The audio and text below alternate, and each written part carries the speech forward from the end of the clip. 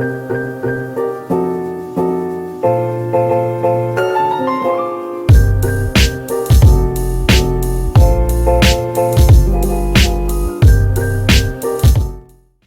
je m'appelle Thomas Armand. Dans la vie, je travaille dans un bureau d'études en environnement qui s'appelle Biotop. Je travaille en Corse, mais je suis originaire de Nancy, en Meurthe-et-Moselle.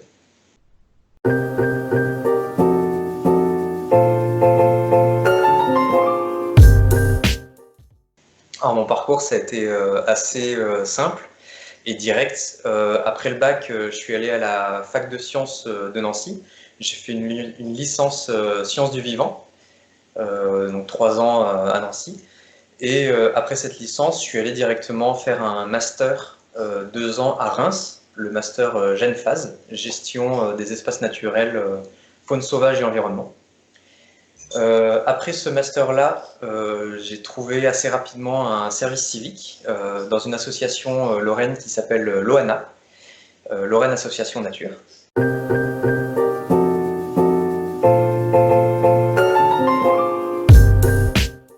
Je pense qu'au départ, ça a vraiment commencé par là. C'est collectionner des Pokémon et ensuite aller collectionner des Pokémon à l'extérieur, mais des vrais Pokémon. Je pense que ça a vachement joué. Mais c'est vrai. Ma passion, ça fait très longtemps que je suis attiré par tous les animaux, que ce soit les oiseaux, les mammifères, tout ça. Depuis tout petit, j'ai beaucoup aimé tout ça, comme j'imagine beaucoup d'enfants comme moi. Et depuis longtemps, je voulais trouver un métier qui me permette de pouvoir aller dehors, de travailler avec des animaux et de travailler dans le domaine des sciences. Et jusque très longtemps, j'ai pas su comment faire pour trouver un métier dans ce domaine. Et finalement, j'ai découvert un métier qui pourrait m'intéresser en 3e année de licence. Donc assez tardivement. Ce qui m'a vraiment intéressé, c'est que dans son travail, c'était un petit peu la chasse au trésor. Donc on va sur un site d'études et on cherche où peuvent être les animaux. Et le but, c'est d'essayer de savoir où sont les animaux, comment ils utilisent la zone d'étude. Et voilà, donc c'était... À la fois, ça concilie un petit peu les animaux et aussi, ce que j'aimais bien aussi, c'est cet aspect chasse au trésor. Mais ça a été beaucoup de l'auto-formation, où c'est beaucoup de l'apprentissage par soi-même, euh, où on se balade sur le terrain, où on voit quelque chose qu'on n'a jamais vu avant, donc on s'amuse à le prendre en photo et on essaie de savoir ce que c'est. Et il y a beaucoup de choses comme ça qui font que on se prend un petit peu au jeu.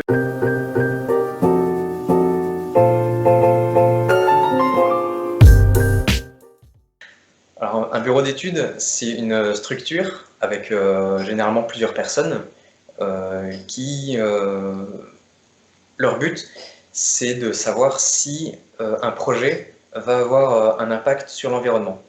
Donc les projets de construction d'éoliennes, les projets photovoltaïques, donc les énergies renouvelables, mais aussi les constructions de routes, les constructions de lotissements, d'habitations, euh, tous les aménagements à grande échelle.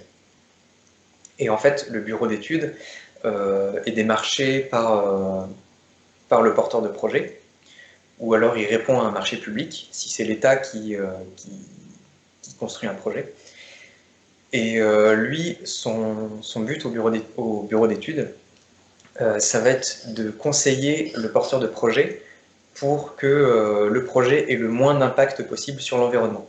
Donc il y a des consultations qui sont en amont pour dire bah voilà, on pense que votre projet il est bien, ou on pense que votre projet il est pas bien, euh, en fonction de ce qui est connu dans la bibliographie, en fonction de ce qui a déjà été observé dans le coin, en fonction de ce qu'on pense qu'il va y avoir sur le terrain. Ensuite, la deuxième étape, c'est nous, on va sur le terrain et pendant toute une année, pendant tout un cycle biologique, donc toute une année, on va aller voir sur le terrain quelles sont les espèces qui habitent sur cette zone d'étude, quelles sont les espèces qui transitent par cette zone d'étude, quelles sont les espèces qui sont protégés ou en danger localement ou nationalement. Ensuite, on essaie de voir, selon la nature du projet, comment ça va impacter ces animaux.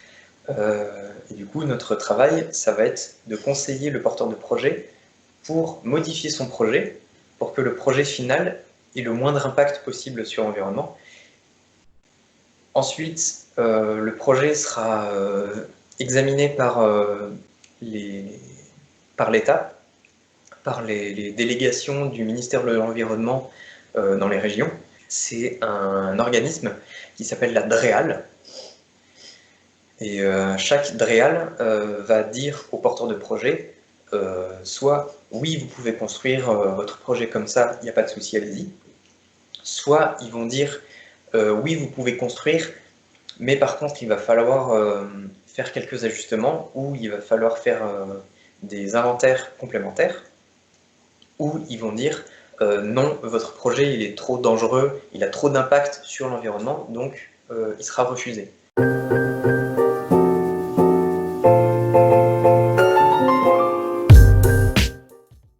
Alors notre quotidien, ça va vachement dépendre de la saison, parce qu'on travaille beaucoup au rythme de la faune et de la flore. Donc on va être beaucoup sur le terrain à la belle saison, notamment au printemps et en début d'été.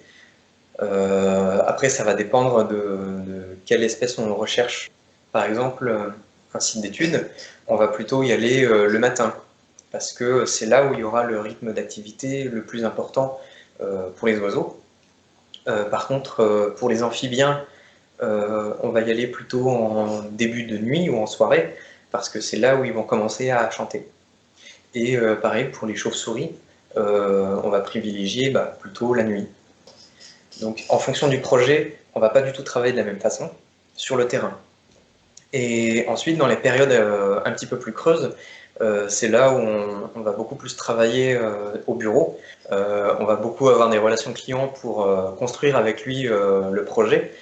Et on va aussi avoir beaucoup de rédaction.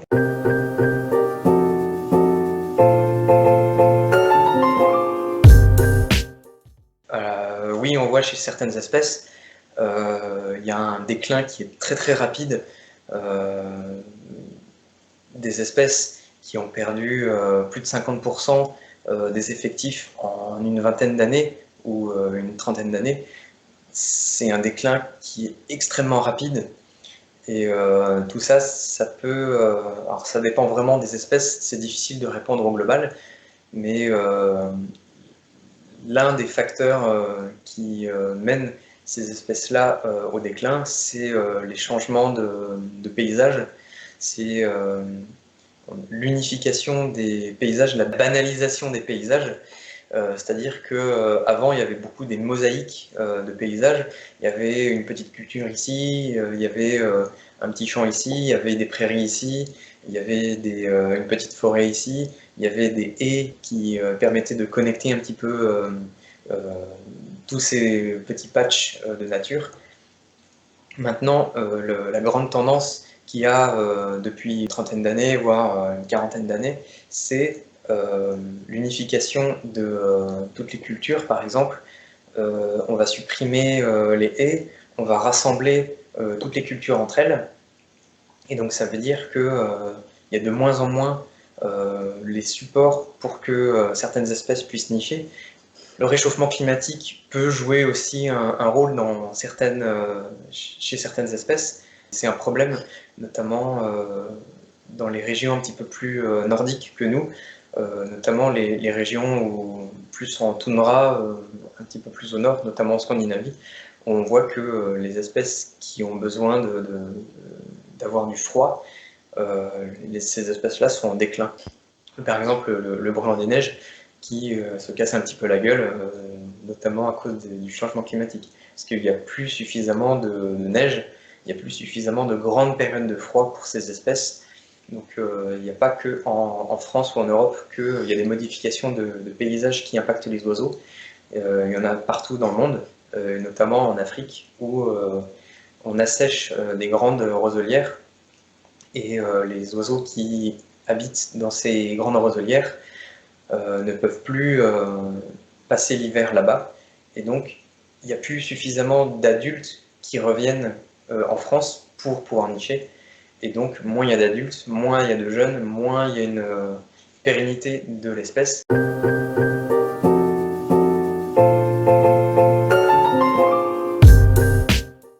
Déjà, vous pouvez vous rapprocher des associations locales, des associations naturalistes locales pour leur filer un coup de main, parce que c'est souvent des associations qui reposent énormément sur le bénévolat et sur le bien vouloir des bénévoles. Une des plus connues, forcément, c'est la LPO, la ligne de protection des oiseaux, qui a une antenne dans quasiment tous les départements ou toutes les régions. Mais il n'y a pas que celle-là, il y en a beaucoup d'autres dans chaque région. Je sais que par exemple, là où j'ai fait mon service civique, c'était en Lorraine, c'était Lorraine Association Nature. Il y a aussi énormément d'associations un petit peu partout en France qui font partie du réseau France Nature Environnement.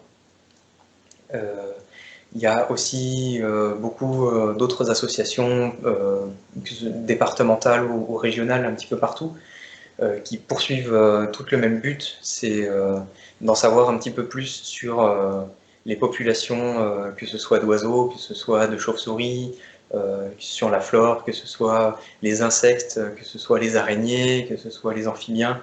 Il y a des associations pour chaque groupe et dans toutes les régions. Et toutes ces associations, elles recherchent des petites mains, elles recherchent des bénévoles. Et donc, tout le monde est bienvenu, quel que soit son niveau de compétence et quel que soit son niveau d'implication.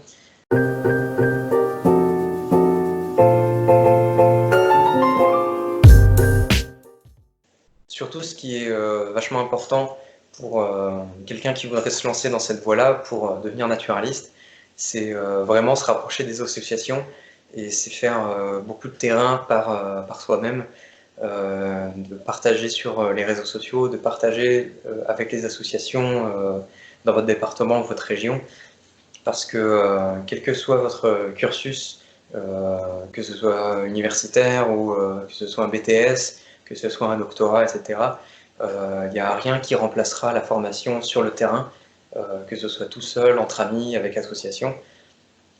Et c'est vraiment extrêmement important pour pouvoir ensuite, si jamais vous voulez postuler à un travail dans un bureau d'études ou dans une association ou dans un conservatoire d'espaces naturels ou autre, l'auto-formation, c'est vraiment quelque chose d'extrêmement important. Il faut passer beaucoup de temps sur le terrain, il faut se faire plaisir sur le terrain, il faut avoir cette mentalité-là. Et si c'est quelque chose qui vous plaît, il n'y aura aucun souci pour poursuivre là-dedans.